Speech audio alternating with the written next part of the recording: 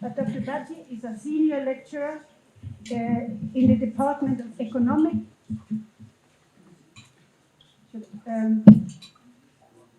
Yeah.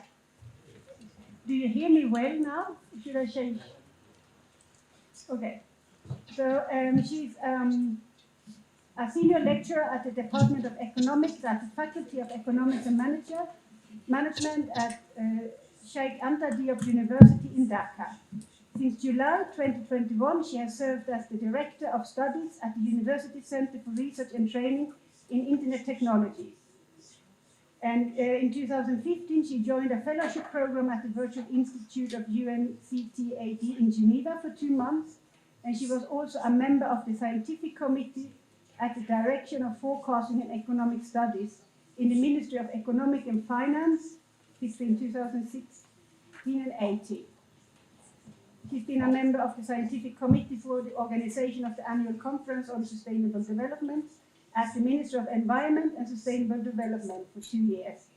And for 5 years, she was an assistant in the Sustainable Development Solution Networks program for the Sahel, a program led by FASEG in collaboration with the Millennium Promise. So I think we do a welcome. Thank you for joining us.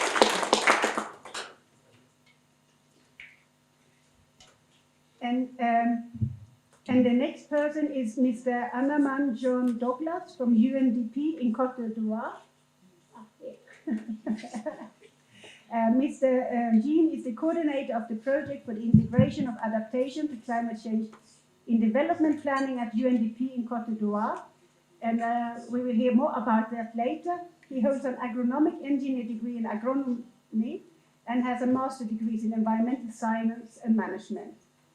He has obtained certifications in financing for adaptation to climate change, as well as for NDC, I think from Frankfurt School. Yeah.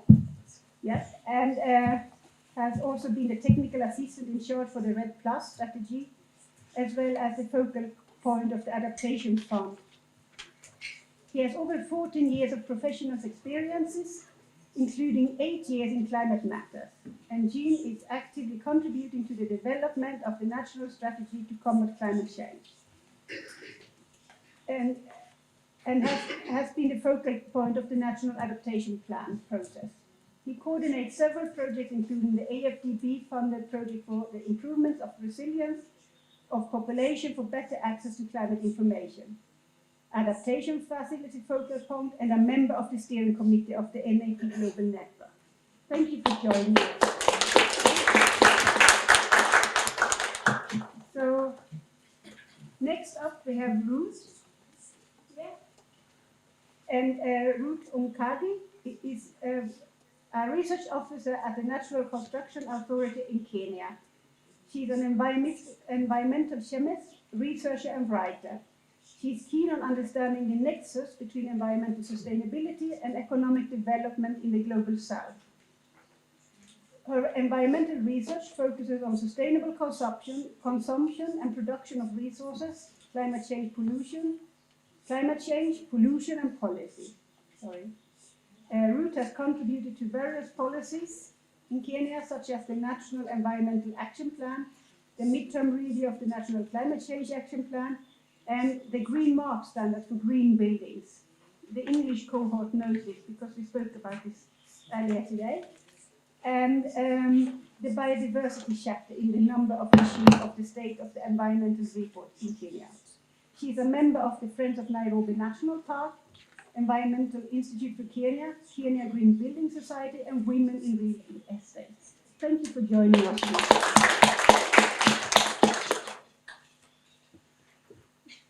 And now we have Mr. Obed Kisi. He is a PhD candidate at the Institute of Environment and Sanitation Studies at the University of Ghana.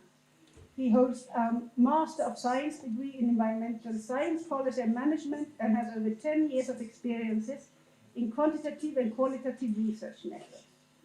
He's consulting for high-level projects funded by international organizations such as ELRHA, Humanitarian Improved Innovation Fund, UNESCO Ghana, Plan International Ghana, and Star Ghana Foundation.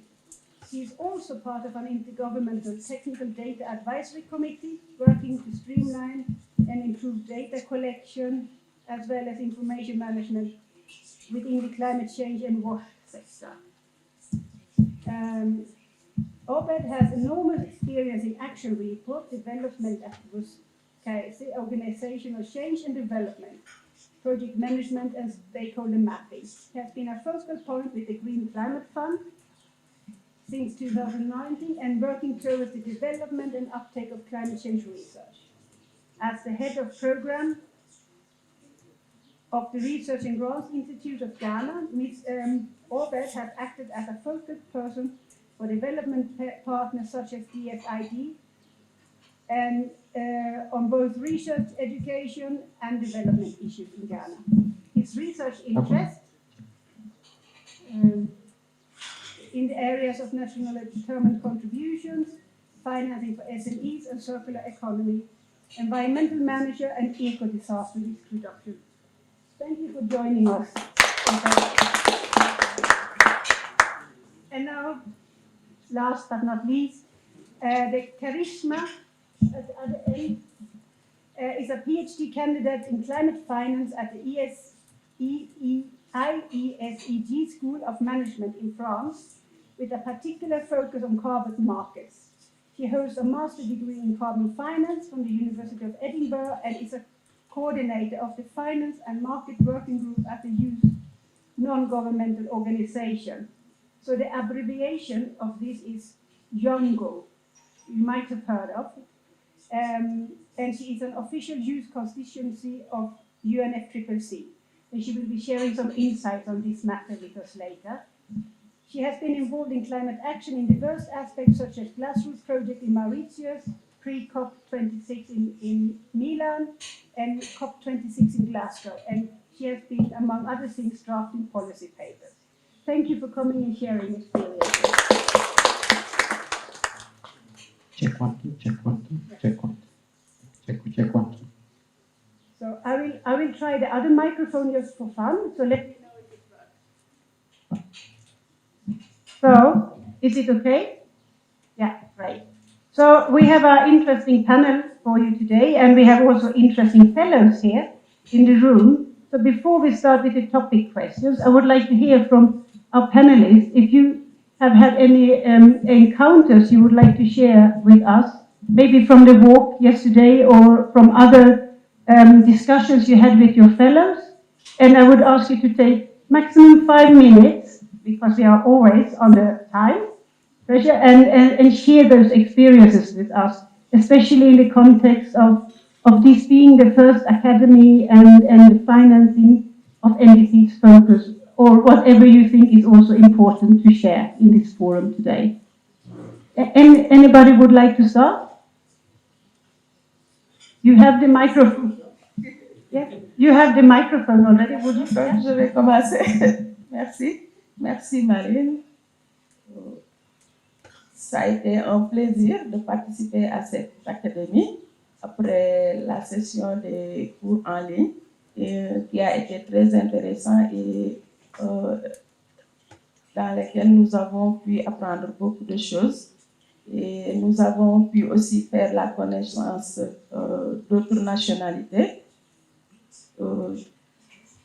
durant les cours en ligne et les échanges étaient vraiment très intéressants et très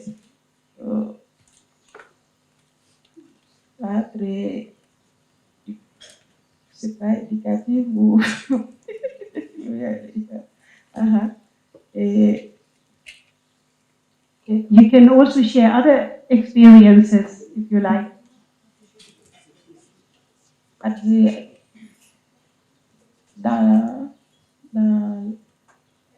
Dans l'académie ou bien?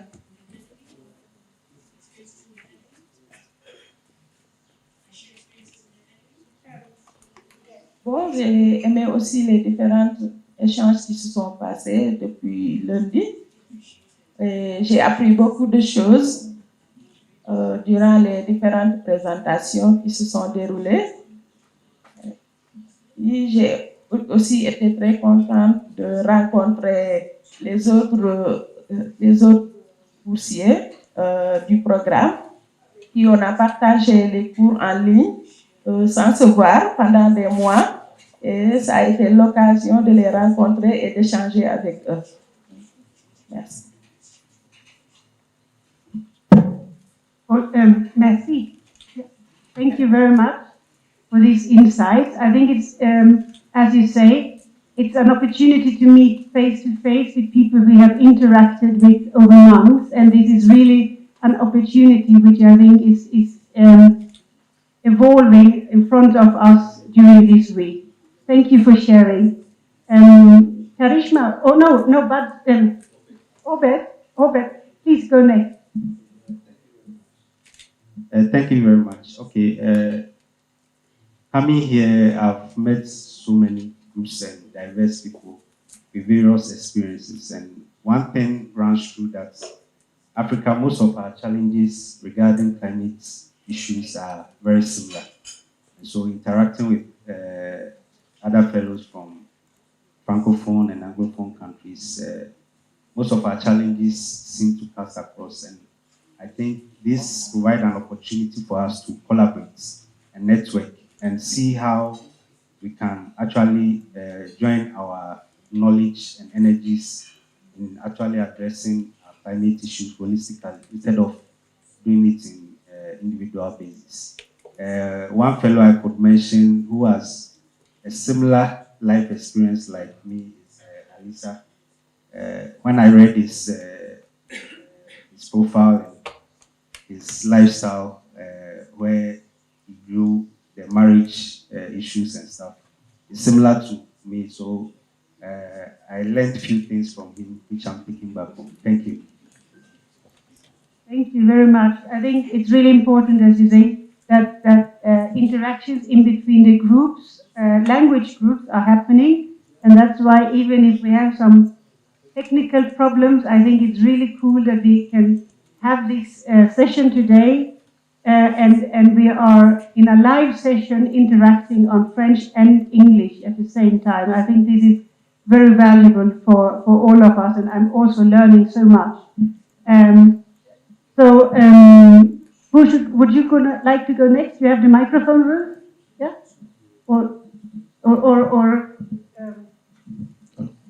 Jean? Yeah? Yes. Merci beaucoup. Jean Douglas Anaman de la Côte d'Ivoire. Moi, j'aimerais simplement faire un constat ici avec les collègues ici présents. Et quand vous prenez l'accord de Paris, vous le disiez, ça pose les fondements donc, de la lutte contre les changements climatiques. Mais quand vous allez sur le terrain, les réalités d'un pays à un autre, en termes de mécanismes de financement, en termes de processus de renforcement des capacités sont différents. Et cette expérience que nous avons tous, donc dans nos domaines respectifs, à un moment donné, il y a des formations, il y a des séances qui permettent de structurer ces connaissances que nous avons. Et je citerai par exemple le programme de certificat en adaptation, donc à la finance de l'adaptation, donc auquel j'ai participé en 2018, qui nous a donné une expérience en termes de structuration de nos connaissances dans la lutte contre les changements climatiques par rapport aux expériences de nos collègues dans la perspective donc, de l'accord de Paris. Et ce deuxième certificat que nous faisons permet encore de regarder le volet NDC, donc la stratégie bas carbone de chacun des pays. Donc les discussions que nous avons à l'intérieur des groupes nous permettent donc d'aller au-delà de nos expériences respectives et de regarder quelles sont les perspectives d'avenir. Donc ça, c'est les questions que nous avons discutées dans les groupes. Et j'ai discuté hier avec ma collègue sur certains aspects, notamment l'accord de Paris. Est-ce qu'il y a-t-il un pays qui, par exemple, a pu regarder article par article ce qui a été fait dans son pays, les gaps, les défis et les perspectives d'avenir? Moi, je ne suis pas sûr que ce travail a été encore fait. Donc, c'est-à-dire qu'il y a du chemin et ces cas de discussion-là nous permettent d'échanger les expériences respectives et regarder ce que nous pouvons faire pour aller de l'avant. Merci.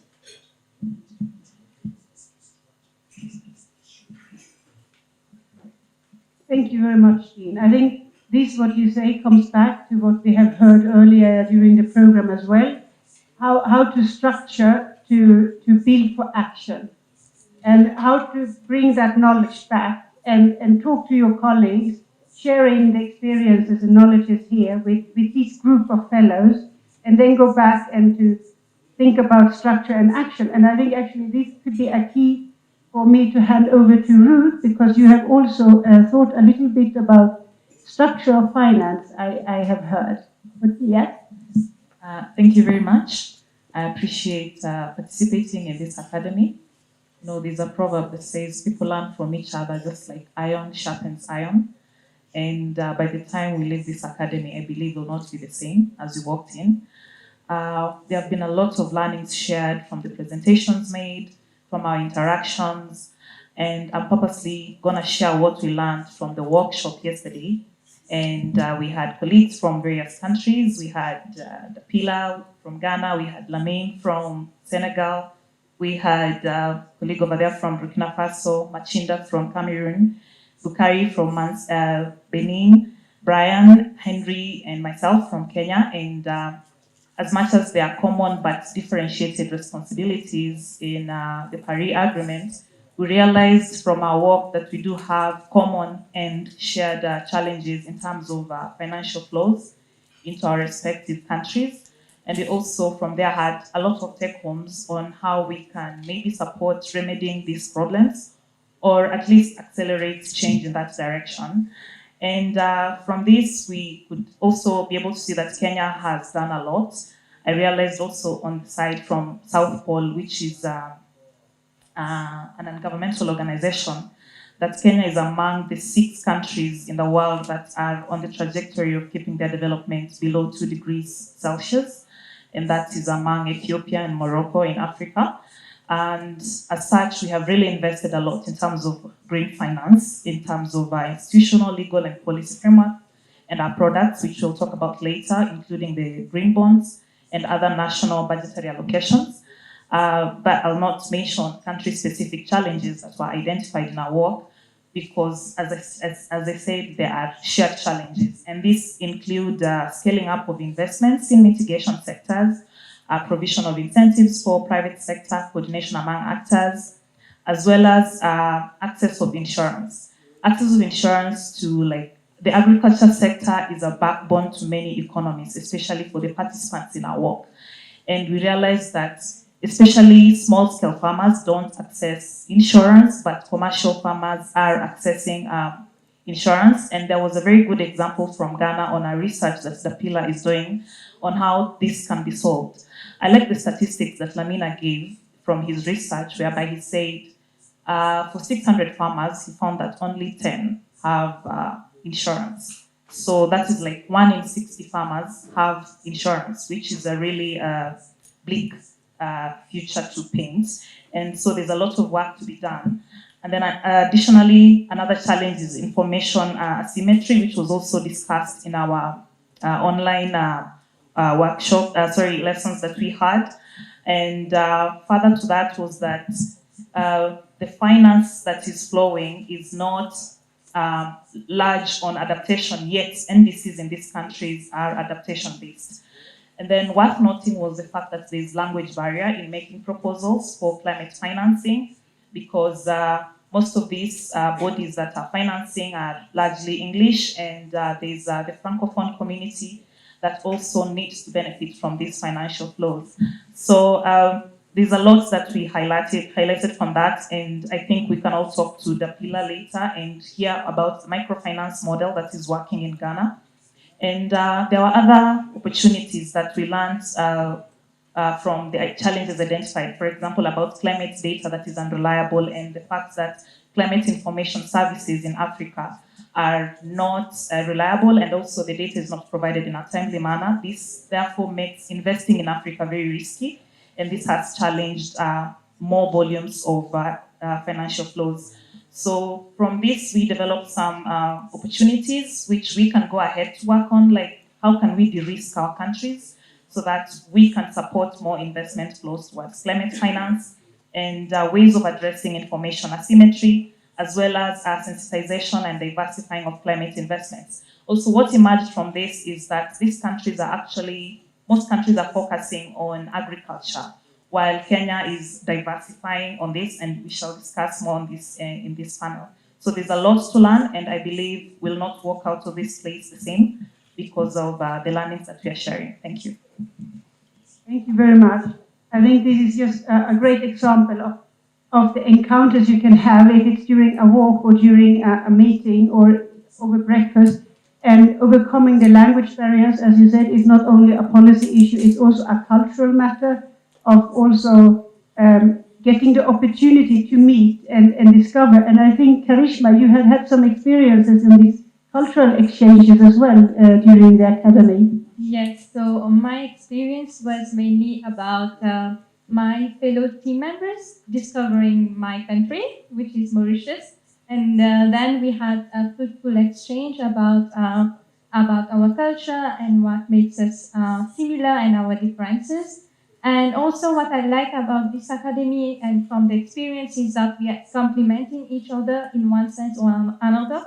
For example, we are giving each other feedbacks for the case study. And yesterday for the meat-bar game, it was not only about strategies, but we were teaching one another how to learn the finance and how to make decisions. So this is what I appreciated. Like some of us were very good at finance, but some of us were struggling to understand. So we took time to make them understand the techniques and understand the basics and make decisions, take all the decisions as one. So I found that fascinating about how we were complementing each other in this academy. And also I would like to thank, as you all know, I was sick the first day, and I would like to thank Tom and Paul for their huge support to me and assistance. And I think that everyone, I received message from the fellows, they were very caring. And this is what it's all about. We feel like we are family right now. So this academy, we feel like we are one Africa, and we are working towards one objective, that is to meet the climate goals and meet the NDC financing. Thank you, Karishma, and thank you everyone for your for sharing these insights and the discussions you have had. And I think you sum it up very well, Karishma.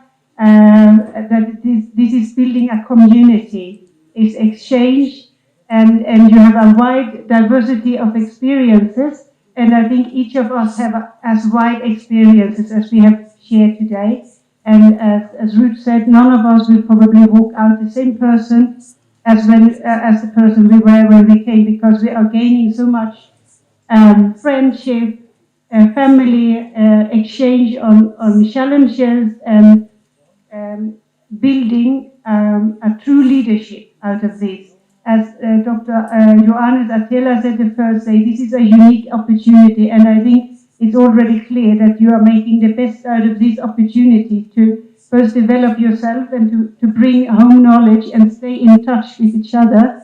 And this will bring the capacity enhancement Christine was also mentioning at the first day. And through these interactions, if it's a panel, if it's case studies or IPCC discussions or tomorrow's cities, I think this is where we will, this is a journey where we are building while we go along. And we are not at the end, not with the academy and not with the panel. So I will start now with the first question for Baji. You as a researcher, can you tell us your view of the role and barrier of research in climate change, especially in the African context and also with the COP27 coming up in Egypt this year?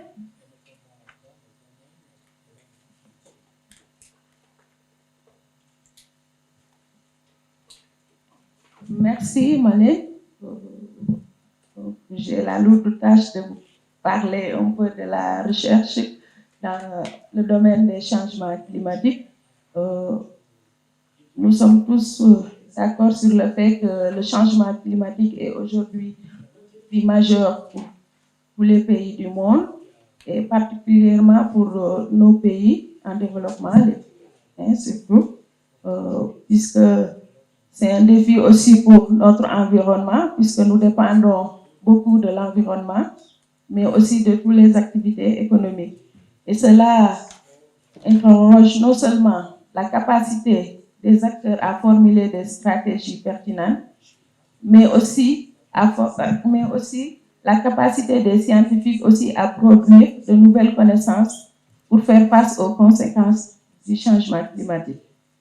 Et ce besoin de connaissances scientifiques se justifie par le fait que la recherche d'une meilleure compréhension et l'anticipation du phénomène par tous les acteurs. Et donc, c'est ce qui fait que l'idée d'investir dans la recherche est primordiale, surtout dans nos pays, pour pouvoir renforcer la capacité des pays africains à générer des informations climatiques fiables, d'une part, mais aussi de l'utilisation de ces informations dans la prise de décision et l'élaboration des politiques publiques, d'autre part. Donc, la recherche aujourd'hui doit se pencher sur le problème complexe des facteurs qui sont interdépendants et ne pouvant pas être analysés séparément. Parce qu'il faut savoir qu'au niveau des changements climatiques, il y a beaucoup de facteurs qui interviennent et tous ces facteurs-là sont interconnectés. Et d'autant plus que aussi, quand nous prenons la promotion de la recherche, de l'éducation, de la sensibilisation et de la vulgarisation par rapport au changement climatique, c'est l'un des piliers de la stratégie africaine sur les changements climatiques qui a été développée depuis 2014. Mais cependant, il faut noter que la recherche sur les changements climatiques aussi au niveau de nos pays africains se heurte à beaucoup de barrières qui empêchent, qui bloquent les chercheurs d'aboutir à des résultats qui peuvent être transformés en actions. Parce que la majeure partie des recherches se concentrent juste sur la recherche fondamentale. Nous ne faisons pas beaucoup de recherche-action. Et au niveau des changements climatiques, nous avons plus besoin de recherche-action que de recherche fondamentale. Et cela, et beaucoup de barrières justifient cela. Tout d'abord, il y a le manque de données. Dans la question des changements climatiques, le manque de données, la disponibilité de données climatiques pose un problème. Et même si les données sont disponibles aussi, le problème de la fiabilité des données aussi se pose. Donc, ce qui ne nous permet pas très souvent d'aboutir à des résultats sur lesquels nos acteurs décideurs pourront s'appuyer pour développer des mesures d'adaptation pertinentes ou pour réduire la vulnérabilité de nos populations. Deuxième barrière pour la recherche aussi, nous avons l'accès au financement. Par exemple, si je prends dans le monde où je suis, le monde universitaire, où nous faisons de la recherche, si on prend par exemple le budget de nos ministères de l'enseignement supérieur, il y a moins d'1% qui est consacré à la recherche. Tout le reste est consacré au niveau du fonctionnement et autres dépenses. Mais la recherche ne prend que moins d'1% du budget. Après, le manque de financement, il y a aussi le manque de partage et de vulgarisation des résultats. Par exemple, les décideurs sont de leur côté, ils font leurs recherches. Les universitaires et les chercheurs aussi sont de l'autre côté pour faire leurs recherches et il n'y a pas de synergie et de coordination entre les différents acteurs qui interviennent dans le domaine des changements climatiques en général dans nos pays.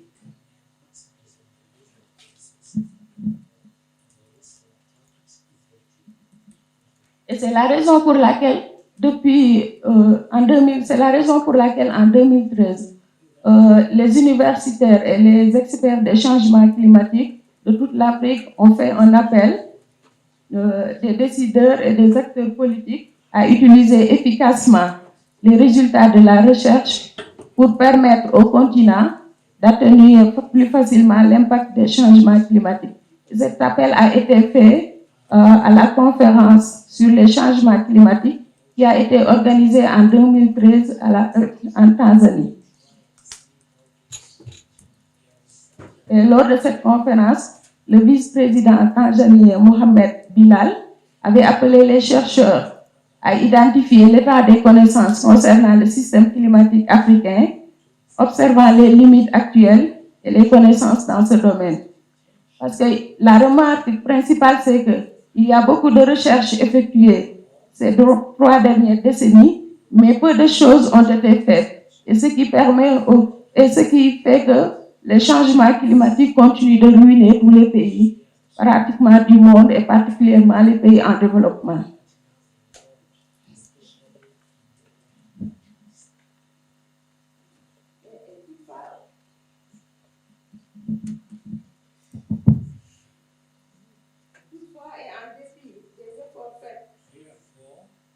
En dépit des efforts faits par la recherche, les connaissances scientifiques sur les changements ont encore besoin d'être améliorées. Et ce défi doit être relevé par l'ensemble des chercheurs et des acteurs des pays de l'Afrique. Donc la production de données et d'informations climatiques fiables, l'actualisation régulière des connaissances et leur intégration dans les politiques et plans nationaux sont donc une nécessité pour une prise en charge effective des changements climatiques. Et avec des données fiables, nous devons aussi entreprendre des recherches visant à aller au-delà de l'évaluation des risques et de la détermination des répercussions en adoptant une approche centrée sur les problèmes et orientée sur les systèmes, tout en cherchant des solutions centrées sur l'utilisateur avec une ligne de mire claire entre la recherche et son application. Un autre défi aussi, c'est le dialogue entre chercheurs et décideurs. Il faudrait aussi une synergie entre tous les acteurs pour que les politiques et les actions qui seront entreprises soient efficaces. Donc, je pense qu'au niveau de la recherche, au niveau de la recherche, nous devons orienter plutôt nos recherches à une recherche-action plutôt qu'à une recherche fondamentale. Donc, parce que c'est avec la recherche-action que nous pouvons trouver des résultats et des solutions qui pourront être mises en action par les décideurs. Et nous devons tous être ensemble et marcher ensemble, s'unir pour réussir. Merci. Merci beaucoup. Thank you. This was very insightful. Thank you for sharing about the challenges, but also about the opportunities of research action, and also the importance of cross-sectoral communication and sharing results and data, and how this can also bring a positive experience to us all. And I think that's a very good bridge for moving over to Jean, because you have been working with integration of adaptation to climate change in development planning in Cote d'Ivoire for UNDP, and you have had some very positive experiences, and you told me it was also a paradigm shift in positive manners following that. Could you elaborate a little bit on this? Okay. Merci beaucoup. Alors là, ce que je vais dire, ce n'est pas une histoire que je raconte, c'est quelque chose que j'ai vécu, donc c'est vraiment mon expérience dans le processus de l'élaboration des NDC de la Côte d'Ivoire. Donc depuis 2014, nous avons travaillé là-dessus au sein du ministère de l'Environnement, avant que je n'intègre le PNUD et intégré le PNUD. Le gouvernement a bien voulu confier la responsabilité donc, de la coordination du processus des CDN donc, à la Côte d'Ivoire et au PNUD. Et nous avons travaillé au sein de cette équipe de coordination en tant qu'expert technique et également en tant que facilitateur. Alors, un élément fondamental qu'il faut qu'on ait en tête, c'est que quand on élaborait les CDN en 2015, il n'y avait pas de canevas. Tous les pays sont allés de leur expérience. Ça a été le même cas donc en Côte d'Ivoire. Ce qui fait que les NDC du pays ont souffert de beaucoup de faiblesses. Donc en 2020, il était bien entendu question de réviser donc ces CDN. Alors nous avons procédé donc par une évaluation des premiers CDN donc, qui ont été réalisés et nous avons noté après cette évaluation qu'il y avait une insuffisance en termes de transparence, une insuffisance en termes de données et une insuffisance en termes de coordination. Donc du coup, le déclic que ça fait sonner, c'était bon, ok. En 2015, quand on élaborait les CDN, on n'avait que 2 partenaires. Il y avait le PNUD et puis l'Agence française de développement. Donc, à l'issue de cette évaluation et des gaps qu'on a identifiés, on dit, bon, il n'est plus question d'aller avec un seul partenaire, c'est de regarder quels sont tous les partenaires au regard de leurs avantages comparatifs et de leurs domaines de compétences qui peuvent véritablement nous aider. Donc, pour commencer déjà à traiter ces différents défis que nous avons identifiés. Donc, nous sommes passés de 2 partenaires en 2015 à 11 en 2020. Donc, un bon qualitatif de 9 partenaires, ce qui tente déjà le décor du changement de paradigme. Et je vais conclure au niveau du financement donc, sur ce point. Alors, avec ces 11 partenaires, il y a la BAD, il y a toujours le PNUD, il y a la FAO, il y a l'Organisation internationale du travail, il y a l'UNCDF, il y a NAP Global Network, IISD. Donc, chacun des acteurs a regardé par rapport à son avantage et son expérience certains domaines spécifiques. FAO, agriculture, atténuation, adaptation. L'Agence française de développement, tout le processus de révision du volet adaptation. L'Organisation internationale du travail a regardé le travail décent et l'emploi vert. La Banque africaine de développement a regardé les questions économiques. Et voilà, l'UNCDF a regardé les questions de planification décentralisée, donc des CDN, atténuation comme adaptation. Donc toute cette expérience était donc couplée à une coordination qui a été donc mise en place, qui intégrait aussi bien les partenaires techniques et financiers que les acteurs locaux, qui a été donc matérialisée par un arrêté ministériel qui formalise ce cadre de collaboration et qui garantit donc la responsabilité des différents acteurs à travailler efficacement à obtenir un résultat probant pour le pays. Ça a été fait. Donc l'ambition du pays dans les nouvelles CDN a commencé déjà à prendre forme.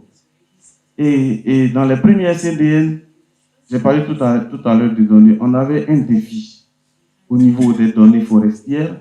Parce qu'en 2015, quand on élaborait les CDN, on avait moins de données sur les questions forestières. Et grâce au travail qui a été fait par la RED+, entre 2014 et 2018, nous avons pu améliorer très, très considérablement les données sur le volet forestier. Et aussi, il y a un autre aspect qui a été intégré, les SLCPs, donc les polluants climatiques à courte durée de vie.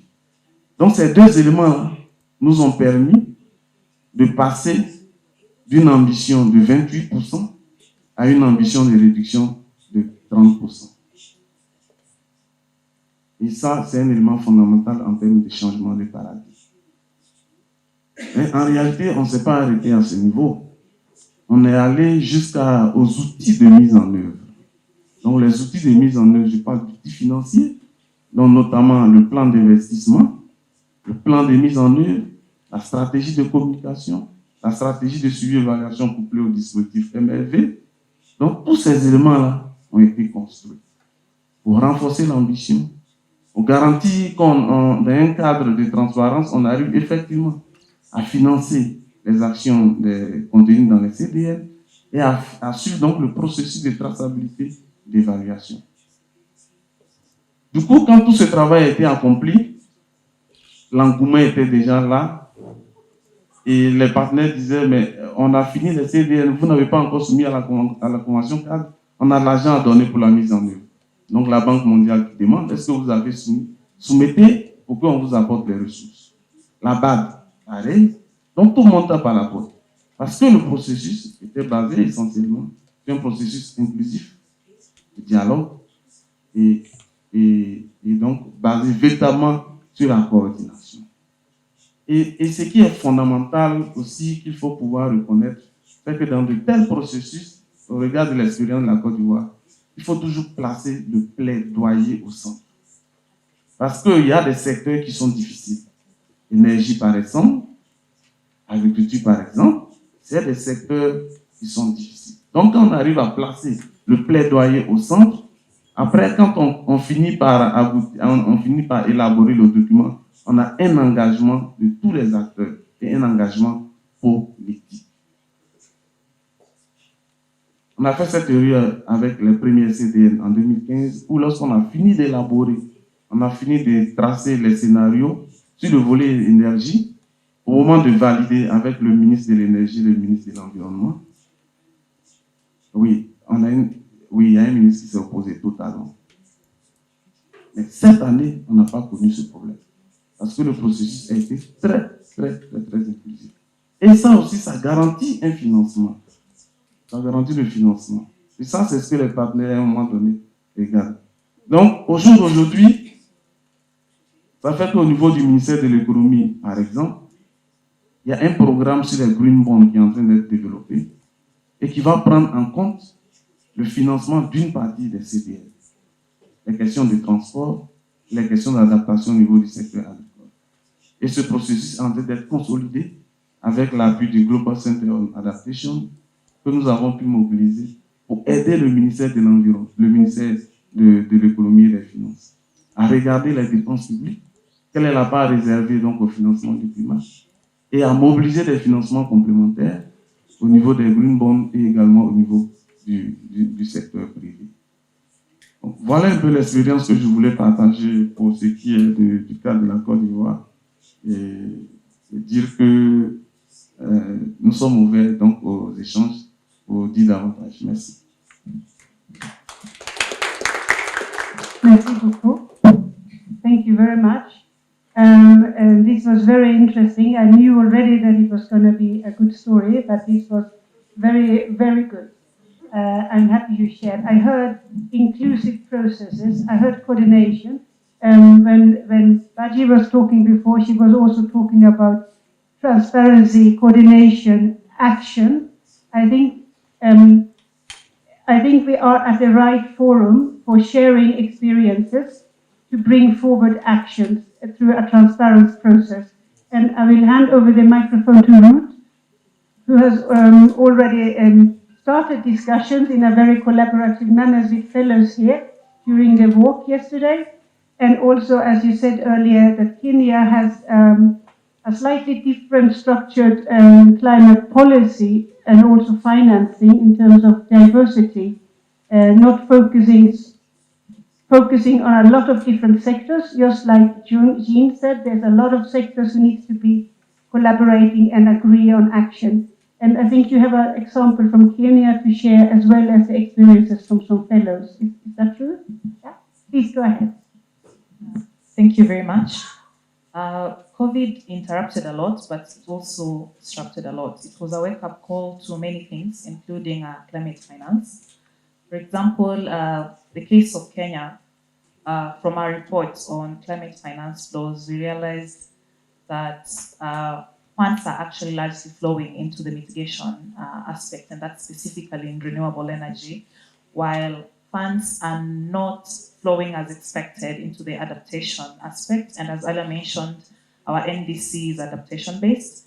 So, and the disruptions we've had, because for us, as every other African country, climate change is no longer a futuristic thing. It's already in the here and the now. When we had El Nino in Kenya, we had around losses that amounted to an estimation of 180 billion Kenyan shillings, which is a lot of money, considering our budget. That's a very significant contribution.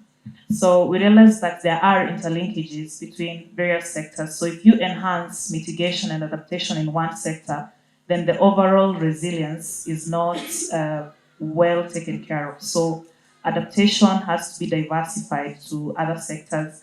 And for that, now Kenya is looking at having other sectors onboarded in terms of action, climate action. And especially the COVID pandemic re-engineered the whole process.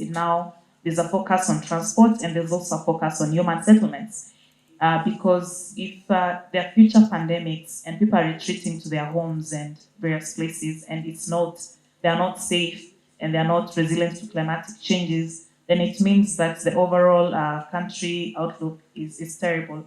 A research by the National Construction Authority on building failures in Kenya, I know many of you have had collapses that happen in Kenya of buildings, showed that most of the buildings and structures like bridges, they collapse during the rainy season. The SGR, which is a flagship project, actually was eroded partly during the rainy season, which means if the infrastructure sector is not adapting to climate change, then the investments that we are making right now are likely to be in vain. Therefore, the government has broadened its reach of climate finance, and there are other products now that are tailored towards these sectors. For example, the Green Bond, which is now dedicated towards the housing and the human settlement. And this is a unique product that has started in Kenya recently, and there are a lot of financial commitments. I know in the past, Kenya has received around 2.4 billion US dollars for climate action, but now specifically for the Green Bond, which is towards the infrastructure sector, it's a high amount of money that has been committed, for example, by the UK government in that line, over £5 billion towards supporting green housing, which is a form of climate action in the build space. And then there are other initiatives in our action plan. For example, FLOCA. FLOCA is an initiative by the National Treasury, which is on financing locally led climate action programs. And this is whereby counties in Kenya, we have like a federal system where administration has been brought to the grassroots. So in this case, counties are given, of course, a budget from the national government, but they have been encouraged to have 2% of it dedicated to climate action. And some counties have taken this up. And therefore, FLOCA now works with these counties that have taken this up to finance climate action that is linking with communities, that is people-centered. So there's a lot of action that has been stirred by the pandemic, and also by the realization that there are interlinkages and interconnectedness of various sectors. So if we really build up on one sector like agriculture, but transport is affected, then it means the farmer, as much as you did your climate smart agriculture and you have good produce, if there's El Nino and flooding and the road has been eroded, you can still not get your products to the market. So that's why we have to have climate action in every sector because of the interlinkages. Thank you. Thank you very much. So I think what I hear here is action, cooperation across different sectors, and also that we need to communicate best practice. Previous panelists have talked about data, how data is lacking in Africa related to our climate financial pathways that we want to achieve. Most African countries have bilateral, multilateral financial schemes or agreements that they are actually currently implementing.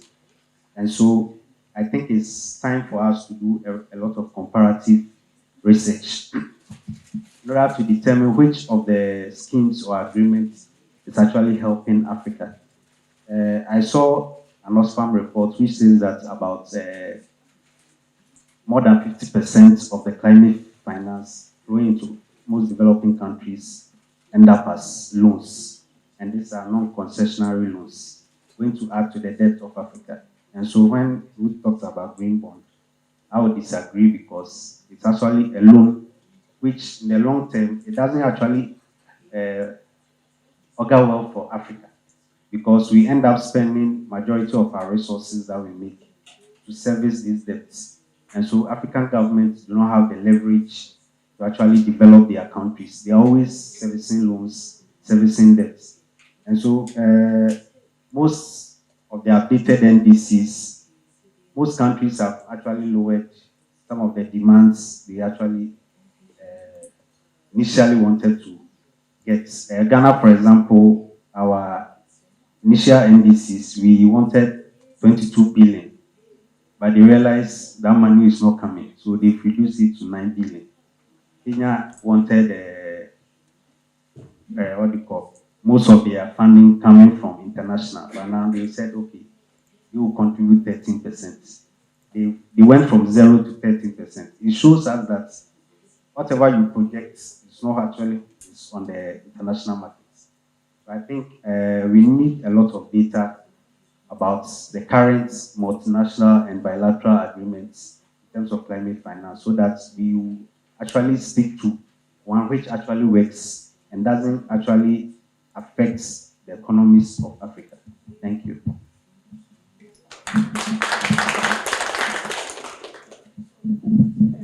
Thank you very much. I hear again that this is a very complex issue. It's not limited to a NDC, a sector, a finance instrument, one research topic.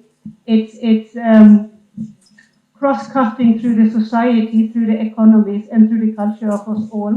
And it's climate change is a global problem, but I think we also need to find local and regional and solutions working on the ground. And with that, Karishma, unfortunately, you are at the end again. That's not planned, but you have experiences from actions on the ground, and then maybe you can share some of these insights with us and then we will open the floor for questions to the panelists. Okay, so thank you, Malin. So I was asked to speak about, from a youth perspective, and my engagement on international level, notably at COP. So I'm also told that Africa is a young continent, and why I feel very proud addressing you today, because I feel that you are the ones, and we are the ones who are the change makers, and we need to take the youth under our wings. So I'll go briefly about how my role goes and how was my experience or journey within the past year at international level. So I had the chance to attend pre-COP 26 as a youth delegate. And then I was also at COP 26 as a youth observer. So as you know, at COP we have different badges. And the observer badge is the one that you have to struggle for, really. And you don't have any funding. Even if you have it, it's very little funding, small amount of funding, and the accommodation price and flight tickets are very high by the time you have the funding. It's very last minute batch as well.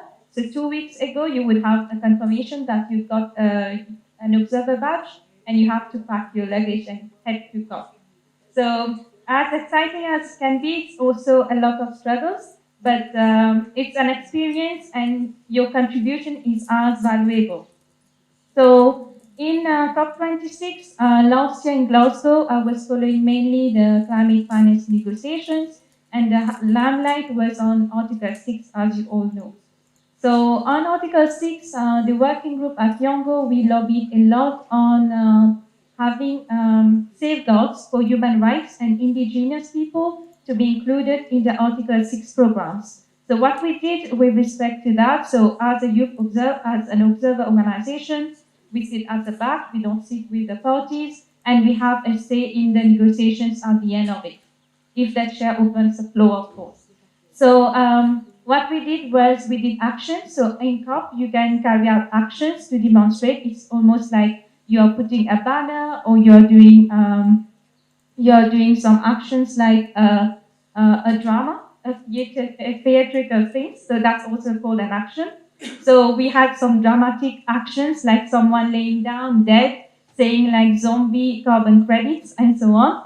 So if I could show you the pictures, but yeah, it was pretty dramatic. So this was like to draw the attention of the press and of the policymakers, but we also were distributing a lot of papers and keynotes with our key demands with respect to Article 6.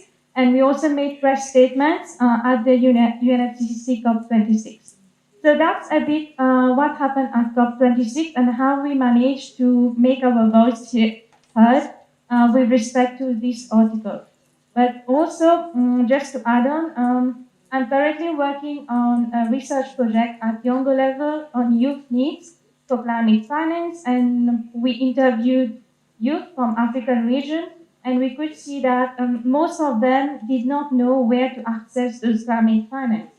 And also, we surveyed 100 funds, And we saw that most of those finance available to youth was only in terms of grants and also very minimal, like $500. That's it. You ask a youth to come up with a business plan, but then you just give them $500 to kick off the initiative. So that's not enough. So the report will be launched in the coming days in Innovate to Climate event by World Bank. So on the 24th, and I will be happy to share it with you. So then we also came up with some recommendations about capacity building, creating awareness, and harmonizing the application for those fundings. Because obviously the youth do not work full time for an organization, and if the application forms differs every time, then it takes a lot of hard work to apply for those funding. So maybe if your organization is also giving some funding, or you're part of a ministry that is giving funding, so bear in mind that standardizing things would make things easier. Thank you very much. So I think we have a conclusion with a lot of action about talking about action, and then at the end we heard some action that has been happening and might also give inspiration for the COP27 actions to be taken. I hope you have some questions for the panelists, but before, Ruth, you wanted to comment on Karishma?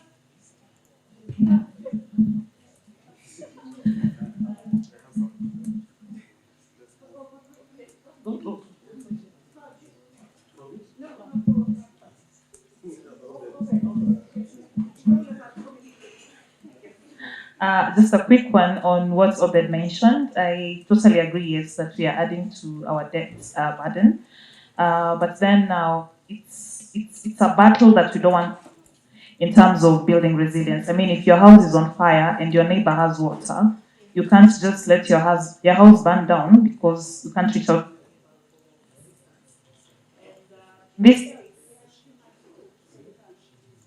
In this case, for example, bond program in which the first project awarded was in 2019 October. It's actually a need-based program, and it has been established that we have a shortage of 500,000 units of houses every year in Kenya. And the itself, as Peter said, we still want to do these things, but without necessarily touching the exchequer. So the green bond is a program that is supposed to kill two birds with one stone. One, provide housing, and at the same time address climate change, because the construction industry contributes to a third of our greenhouse gas emissions. And since this is a huge project, if we do it in a green way, we are still gonna mitigate our footprint, and at the same time, we're gonna send a strong message to building to build green. Additionally, there is a way that the buyers of the homes are the ones to pay back this at a very low interest rate. It's actually almost negligible. So it is tailored in a way that it doesn't add to our debt burden, but it solves our current problems, while also ensuring that we don't leave a legacy of high carbon stranded assets for future generations if we don't build green at this point in time. Thank you. Obed, you wanted. So we will have a debate here on the tunnel, I think, which is very interesting. And after that, I will take the questions. Okay? So try to keep it concise.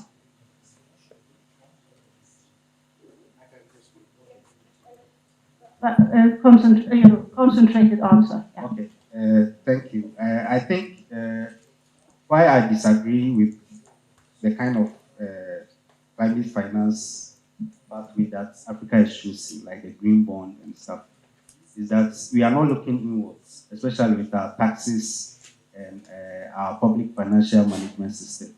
In Ghana, I think Frederick will agree with me.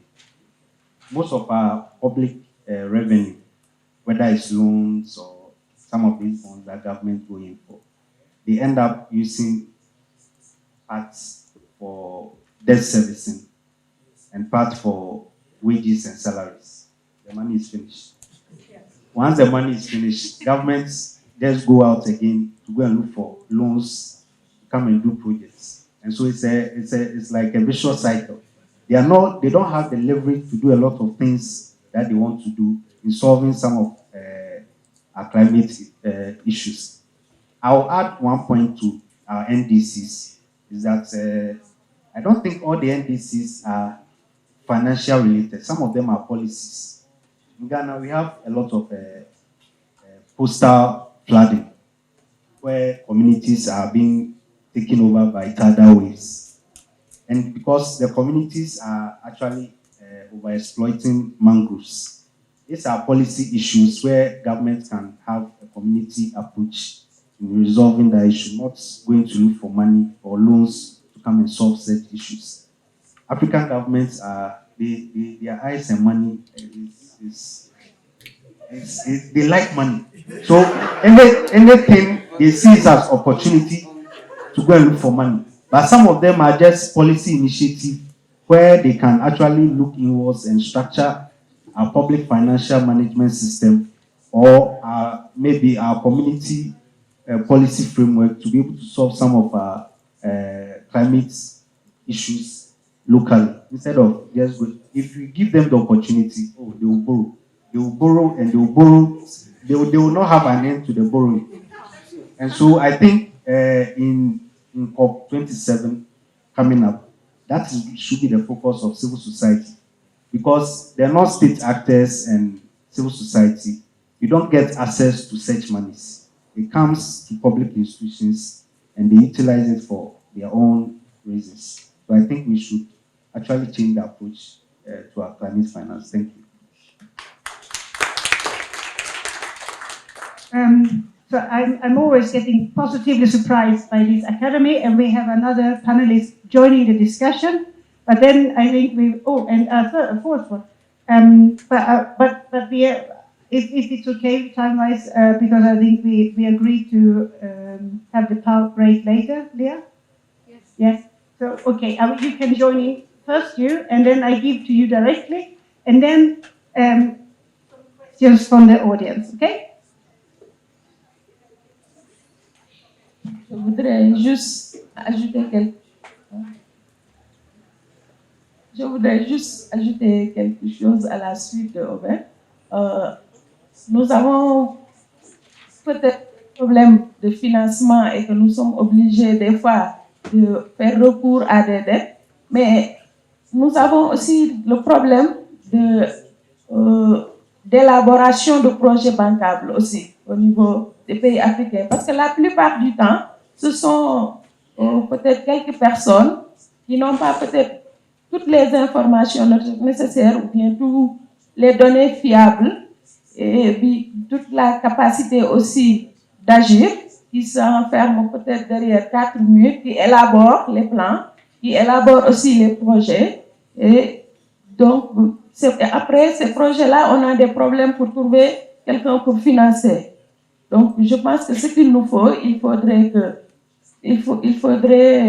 l'implication de tous les acteurs, des spécialistes aussi des domaines, pour pouvoir réussir à élaborer des programmes et des projets qui soient bancables et qui pourraient être financés par les institutions. Merci. C'est ce que je voulais ajouter.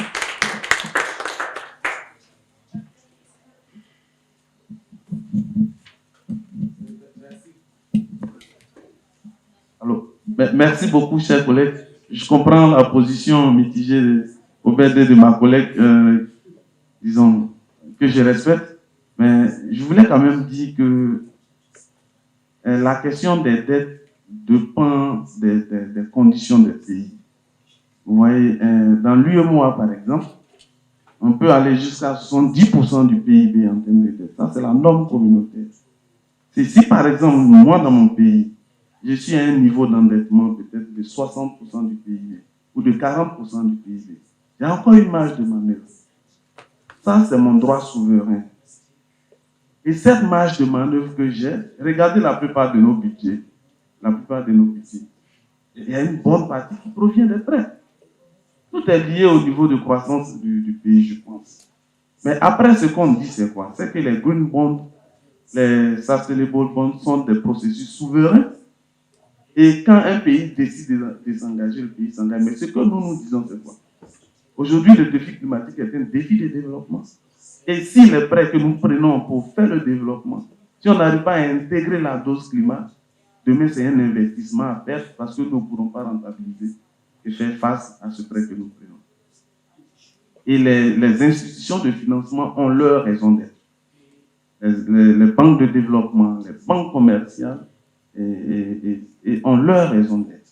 Et leur raison d'être, c'est leur mandat. Et leur mandat, si leur mandat leur permet de faire des prêts, ces institutions feront les prêts. Mais après, il y a aussi l'éthique climatique qui entoure. Il ne faudrait pas forcément faire un prêt qui, après, par contre, les ambitions climatiques. Donc ça, c'est des dispositions que je pense les institutions de financement sont de plus en plus en train d'intégrer. Donc aujourd'hui, je suis d'accord avec vous, faisons attention à la dette, mais en même temps, travaillons à favoriser le financement local. Travaillons sur l'innovation. Travaillons sur les nouveaux paradigmes de financement. Et ça, c'est des éléments, c'est les nouveaux axes de financement qui seraient bons au niveau de la recherche d'explorer. Merci beaucoup.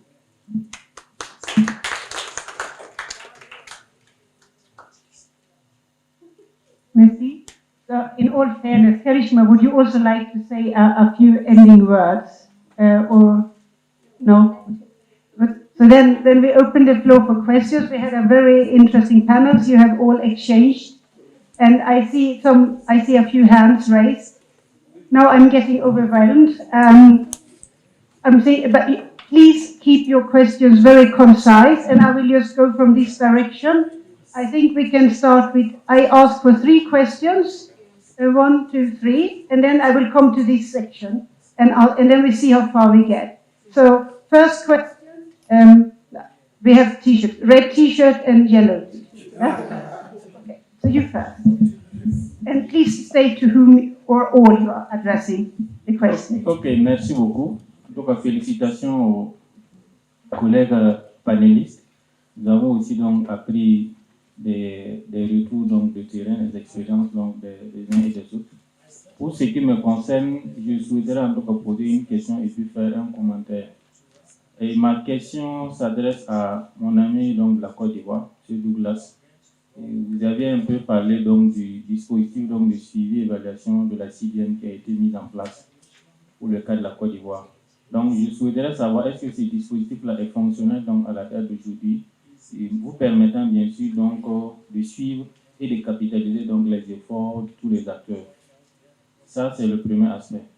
Maintenant, le commentaire que je voulais faire, c'est en rapport avec Madame Badi pour les barrières un peu liées à la recherche. Je pense qu'aux barrières qui ont été donc mentionnées et soulevées lors donc, de son intervention, on pourrait aussi ajouter, je dirais donc, la sous-promotion ou la valorisation même des résultats de la recherche. Voilà, parce que les acteurs aussi donc, sur le terrain font un travail impeccable et par moments les résultats en fait, sont mis de côté et on ne les utilise pas. Et ça aussi c'est un souci, il faut y travailler aussi à la promotion et la valorisation des résultats de la recherche. Donc voici mes 2 points à cette étape. Merci beaucoup. Merci. So, Jean, that was a question for you and a comment for you. And then, so I will collect 3 questions and then you can ask. And I'm sorry, I don't see your name, but... Mohamedou. Yeah. Lamine. Yes, Lamine. Merci beaucoup, chers panélistes, pour ces expériences que nous venons d'apprendre à travers vos pays respectifs. Moi, je peux dire 2 commentaires et une question qui a d'ailleurs été posée par mon homonyme, Mohamedou, concernant le suivi et évaluation au niveau de Côte d'Ivoire. Étant donné que nous avons appris au niveau des cours que ça a été un défi en ce qui concerne le suivi et évaluation des fonds climat. Donc, nous voulons bien comprendre. Les commentaires, c'est par rapport à la dette. Pour moi, la question ou bien le problème n'est pas d'emprunter, mais plutôt, est-ce que ces fonds qui ont été empruntés ont été effectivement alloués à des projets qui sont rentables. Donc je pense que c'est ça le plus grand défi de nos autorités. L'affectation des fonds dans des projets qui sont bancables. L'autre aspect, c'est l'implication, parce qu'on a toujours parlé, depuis le début, j'ai remarqué, on essaie de faire l'implantation ou l'implémentation du NDC à l'échelle locale. Chaque pays essaie de voir comment ça se passe. Comment appréhendez-vous en fait l'utilité comment dirais ça s'appelle, des communautés économiques régionales. Les communautés économiques régionales, quel serait leur rôle en ce qui concerne, je dirais, la CEDEAO, également la communauté d'Afrique de l'Est, toutes ces régions économiques, quel serait leur rôle dans l'implémentation de ces NDC? Donc je pense que c'est une question également à prendre en compte. Merci beaucoup.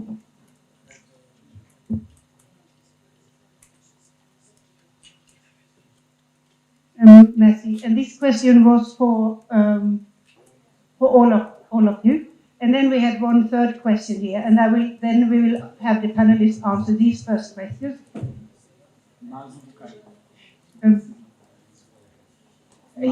Marceau, go ahead.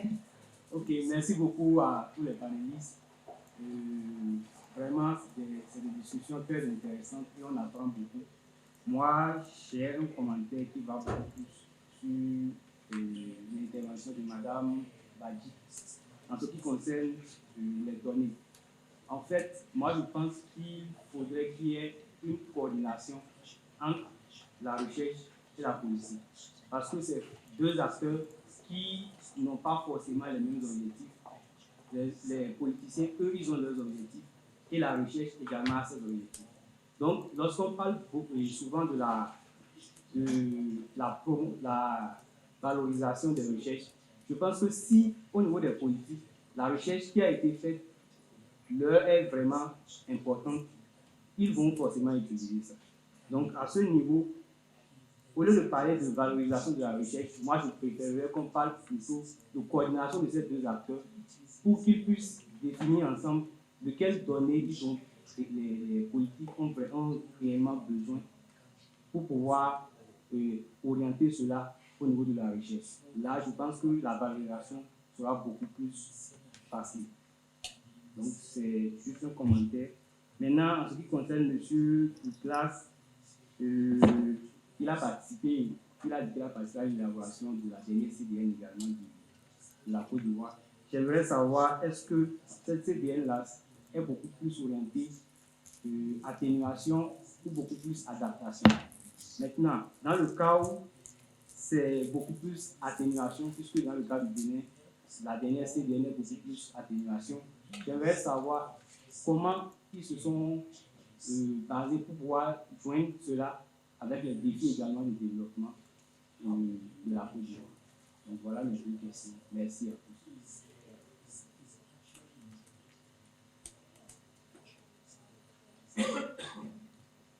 Thank you. I know there's a lot of questions, and I just want to say that this panel is just showing the importance of this fellowship. Don't take this as an ending of the panel after we have answered the question. Take it as the beginning of the discussions you will have over dinner. So this is not the end. We are in the middle of getting there and also exchanging, and you have the very interesting topics to talk about, and we should continue this also during the next couple of days when we have breaks. So let's not feel disappointed if not all questions can be answered. We will do our best to always keep interacting with each other. So with that, I give over to our panelists, and I think there were a lot of questions about the discussion, but I think you had the first question, and then it was for you too, right? No, it was a comment, if you'd like to comment that. And then it was a question for you as well, or was it going to, was it? You have two questions, okay. Three, right. And then we will collect some questions for the other panelists after that. But try to keep it. Okay, thank you very much. Bien, merci. Donc, je réponds rapidement à la question du suivi évaluation. oui, il est fluide, disons. Le dispositif est fonctionnel. Quand il dit dispositif, ce n'est pas un dispositif ultra structuré. C'est un fichier Excel qui a fait l'objet de consensus au niveau de tous les acteurs et qui part donc des actions identifiées dans les CDN et qui définit des indicateurs de résultats et indicateurs de produits. Donc ça a fait l'objet de validation. Et c'est ça qui sert de base donc, pour le suivi des actions au niveau des CDN. Et la recommandation principale des structures de planification, c'était d'un premier temps de ne pas mettre en place un dispositif trop lourd. C'était de mettre en place un dispositif simple qui va se renforcer, se bonifier à mesure que les CDN vont se mettre en œuvre et que les processus vont évoluer. Donc ça, c'est la recommandation qui a été satisfaite. Et le document, il est fonctionnel, il existe. C'est un fichier Excel bien structuré les activités. Alors, je réagis rapidement sur la question qui est pour nous tous. Donc, c'est l'implication de la CEDEAO. On sait déjà que la CEDEAO s'est impliquée à plusieurs niveaux, au niveau local comme au niveau macro. Il y a eu l'accompagnement pour l'élaboration de beaucoup de politiques en termes de changement climatique pour un certain nombre de pays. On le sait. Il y a eu aussi l'implication au niveau national. Par exemple, la CEDEAO, pour ce qui concerne l'Afrique de l'Ouest, a financé des projets au niveau local, des projets d'adaptation. Et actuellement, il y a un nouveau projet sur l'agriculture intelligente face au climat qui fait l'objet d'un cofinancement de la Banque ouest africaine de développement et qui concerne un ensemble de régions au niveau de la CEDEAO. Donc, c'est dit que la CEDEAO a déjà un engagement. Maintenant, à la faveur du nouveau document de politique climat de la CEDEAO qui a été adopté la semaine dernière, c'est de regarder quelles peuvent être les nouvelles opportunités pour les pays en termes d'accompagnement à la lutte contre les changements climatiques. Donc, ça, c'est une question qui mérite d'être posée à nos collègues de la CEDEAO pour voir déjà les synergies qu'on peut commencer à construire. CDN de la Côte d'Ivoire, atténuation, adaptation, oui. CDN de la Côte d'Ivoire, on est à 14 milliards de dollars en termes de budget d'investissement. 14 milliards de dollars, dont 52% pour l'adaptation. Donc l'adaptation est bien entendu la priorité dans ce CDN. Et l'atténuation, 48%. Le lien avec la stratégie de développement, oui, le PND de la Côte d'Ivoire a déjà prescrit de faire les CDN. Et dans cette prescription-là, il y a des indicateurs corrélés, donc des indicateurs objectifs de développement et des indicateurs CDN, qui figurent donc dans le CDN, qui permet à chaque fois de faire le lien entre l'action de développement et l'action de CDN. C'est ce que je voulais dire. Merci. Thank you. So I'm not surprised that, Obed, you have many questions because you had a very interesting experience and positive experience to share. There are questions for the other panelists as well. And I will take them. So you first. Merci de me passer la parole. Je voudrais d'abord féliciter tous les panélistes pour leur brillante exposé. Ma question va à l'endroit de Ruth. Comme elle a si bien dit, hier, nous avons longuement discuté sur les problèmes du changement climatique dans nos pays respectifs. Et j'ai vraiment été impressionné par l'évolution du Kenya en ce qui concerne les obligations d'aide. Ma question est de savoir, en Afrique centrale, particulièrement au Cameroun, nous avons une bourse pour toute l'Afrique centrale. J'aimerais savoir comment est-ce que, puisque d'abord déjà les obligations commerciales ont du mal à décoller, le marché boursier a du mal à décoller, comment est-ce que l'Afrique centrale peut faire pour adopter déjà d'abord la Green Bond et faire en sorte qu'elle marche normalement? Puisque le marché boursier normal a un taux d'intérêt plus élevé et la Green Bond a un taux d'intérêt un peu plus bas. Comment est-ce que le gouvernement kenyan parvient à motiver les investisseurs à pouvoir prendre ou acheter les différents Green Bonds? Ça c'est ma question. Merci. Thank you very much. So this is a question for Ruth, and I will collect. Is there a question for any of the other three panelists? Obed, Obed? your analysis of the state-centric governance of climate change and governing the finance is very interesting, and this is where the discussion is now going. I have been a member of the Stockholm at 50 Advisory Committee, together with a number of other leaders, just trying to revisit the SDGs, the sustainable development as was established by the Brundtland Commission. So after 50 years, we're looking at what is it that has been achieved. And one of the narratives I've been trying to push is the kind of ideas you're trying to bring up in terms of the state-centric governance of climate change, where a lot of decisions, a lot of legitimacy, a lot of benefit are given to the state.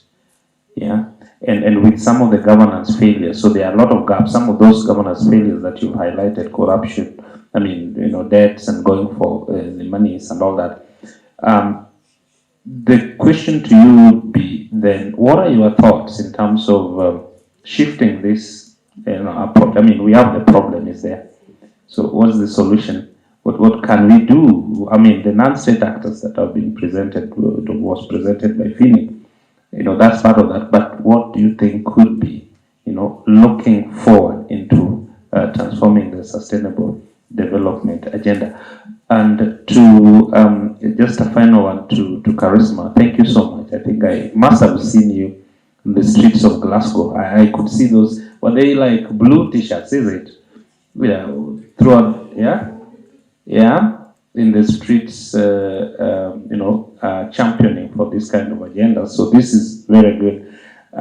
But yeah, the question to you would be, what is the youth doing? Other than the advocacy and saying, we are the youth, and this is also something I've challenged many leaders with. You always come and say, we are the youth, we should be included, we should be taken into account. What do you bring on the table? What do the youth bring on the table in this agenda? So we start the discussion from what the youth bring on the table, and then we see what can we top up on that. Yeah, thanks. Thank you very much. There were some really interesting questions. I would like to collect one question for Baji as well for ending. Do you have a question? Otherwise, right? Vous avez parlé de vous, c'était dans le cadre de la recherche. Et vous avez souligné deux grands points, recherche fondamentale, recherche-action.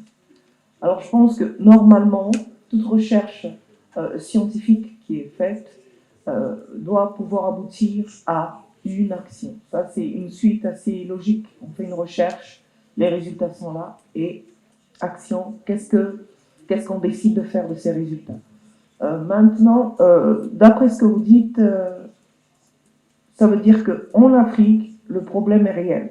C'est pas le cas, je dirais pas pour les autres, mais pour l'Afrique, ça veut dire que les recherches qui sont faites sont tout à fait au niveau fondamental. On n'est pas encore passé au stade de l'action.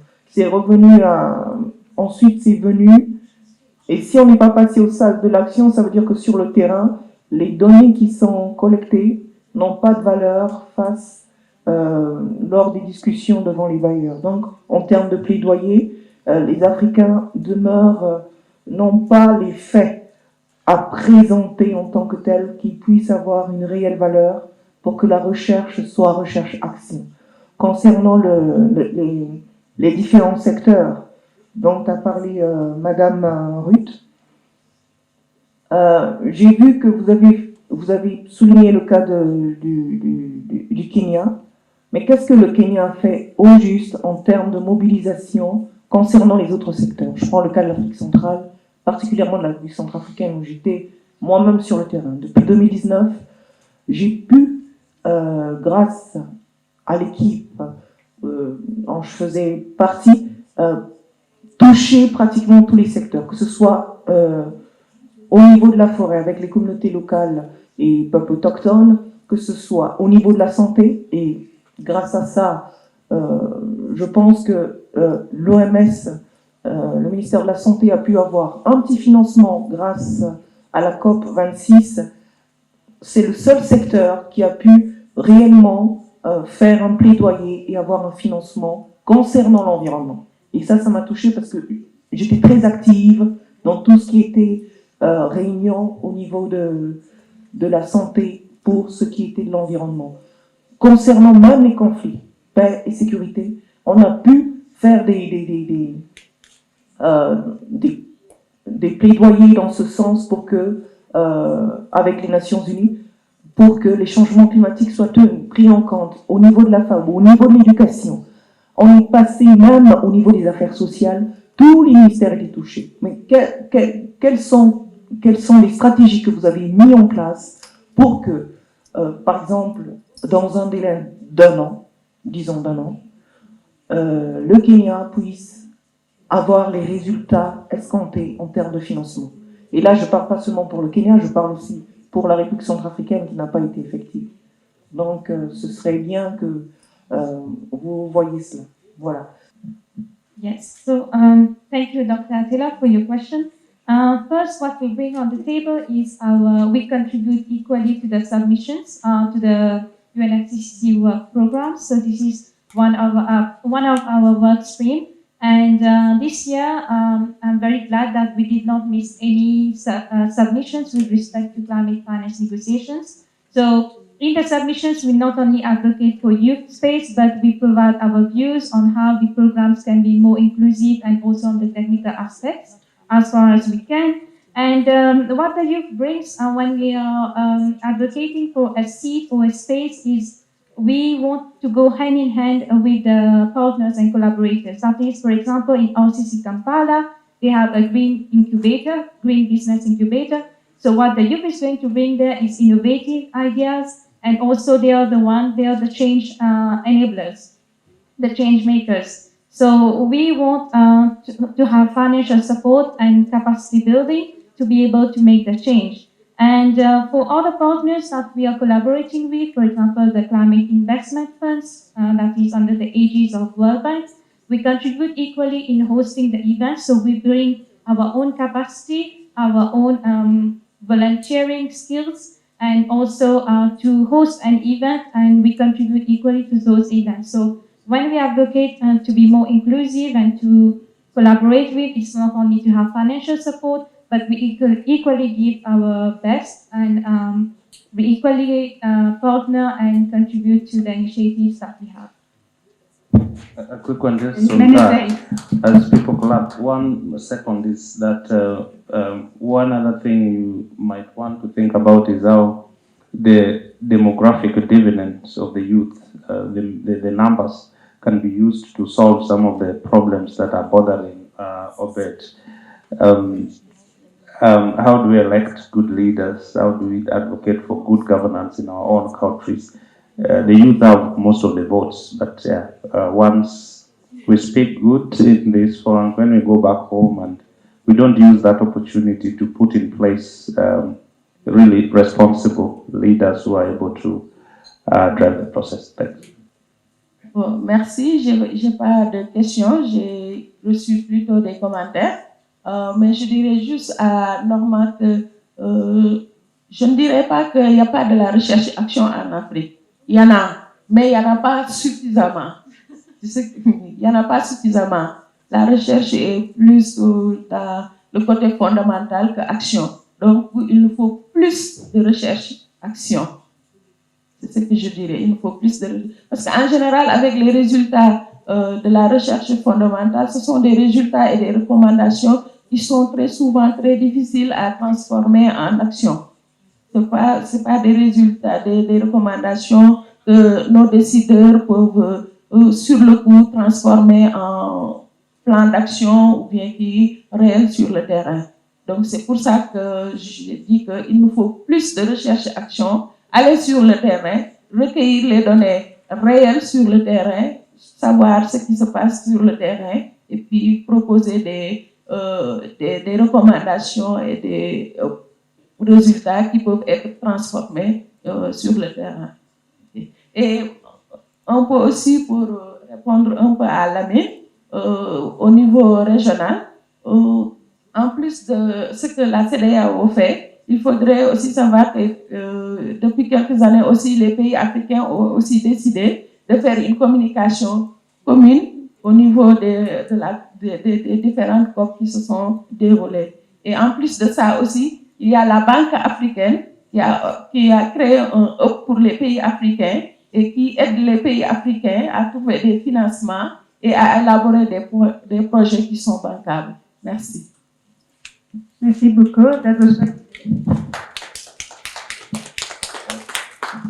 moving over to you. Okay, thank you. With those questions, I don't have all the answers, but I'll make a point about policy changes in the way we, especially in the NDC or the implementation. As I noted earlier, not all the NDCs require financial commitment. African governments actually implement a lot of policy change to solve some of the NDCs. Also, within, I'll use Ghana as an example. Governments have actually choked the financial markets. And so SMEs or the private sector who actually needs a lot of soft monies or loans to actually implement some of the NDC initiatives do not have access to a lot of this money. So I think central government should actually remove themselves from the bond market or markets, or the financial markets in general, and allow for private sector, SMEs, and small enterprises to be able to access some of the soft loans or soft initiatives that the banks provide. And the last one is, I think we should reduce the corruption in Africa in general. It's actually a problem affecting every sector. In Ghana, we had a public financial management system for how, when we discovered oil, how our oil revenue was supposed to be used. And part of it was we had annual budget funding amounts to help the agricultural sector in terms of a lot of resilience and climate smart agriculture. But every year we had a civil society committee who are supposed to have oversight responsibility over that. Every year their report shows that majority of the money gets missing. And they send the report to our parliament and we talk about it, nothing is being done. So it's one of the ways we can actually help reduce our reliance on external funding. Thank you. Thank you for this thought. We are coming to the end. Ruth, you have the concluding words. I'm sorry? No, I think we should keep it short. I'm under a little bit of pressure here. Okay, thank you very much. I really appreciate the contributions that we've made and the learnings that we continue to share. For the part on green bond adaptation, at the core of it all is research. And I'm glad that you've identified that the bonds that you already have are not working for one reason or the other. And it's good that you do research to understand why they are not working, so that when you adopt green bonds, you don't transfer the problems to those. But the most critical point after research is establishing a green bond framework. And this describes which are the entities that can be the points of dissemination of the green bonds, and what are the conditions that will adopt the criteria, what are the carbon or even environmentally measures that should be met by the projects or social aspects, which in this case Kenya has adopted some criteria, and some of them are specific to the issuers that have also been identified. So it's a partnership between governments and also the public, or rather private, banks that do this, and also ownership. Ownership is very important. So in this case, Kenya worked through the Kenya Bankers Association, which is an association of private banks as well as government banks that came together to develop this product. So it's something that they own and that they are ready to roll out. So there's a lot which we can engage bilaterally to understand on what goes into developing a green bond. And then on the resource mobilization bit for various sectors, this is work in progress. And the good thing is to first identify that all sectors have to be onboarded. So even in our developing of the National Climate Action Plan, we have all sectors on board. Everyone has to contribute. What are you gonna do? So it's nationally determined contributions, where if every sector has said this is what we are gonna do over a 5-year plan. So we are doing inch by inch.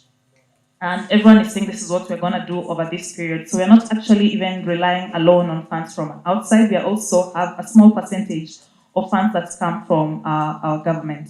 And that is in every financial year, there's something that you do and you request for funds. Additionally, there's a deliberate effort on empowering climate change desks that are established within desks to mobilize for funds. For example, I think next week, but one, various government agencies will be gathering in Naivasha to be taken through resource mobilization for climate action. So it's various sectors that are being empowered on how to mobilize resources to act in support of implementing our NDCs. Wherever we go from here, let's remember that the NDCs are nationally determined contributions and we are part of the nation.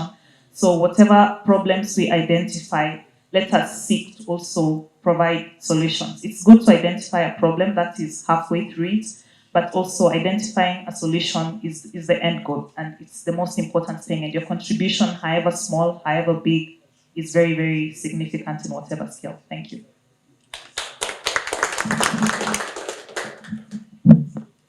I think these were very nice words also to conclude these lovely panel discussions where we had our discussions among the panelists and then also with you fellows. And I think it's also been a lot of influence from all fellows going into this. And I think what we can bring with us from it is the leverage effect from coordination and sharing information, as Badji also pointed out. And I think here from Côte d'Ivoire, we also had the coordination and information sharing. And then as Ruth said at the end, finding the problem is halfway to finding the solution. So please don't see this tea break as the end of the discussions, but please continue to interact with each other. You have an enormous wealth of wisdom to share with each other, and we're building leadership as we go, as you said, inch by inch, moving forward. So thank you for being such a lovely audience and participating in the discussions, and for being such a lovely panel. And please grab a coffee and go to your French room. Your trainer is waiting, and I think we will have a leg stretch and then continue here in 5 minutes as well, right? Yes, I will hand over to Leah.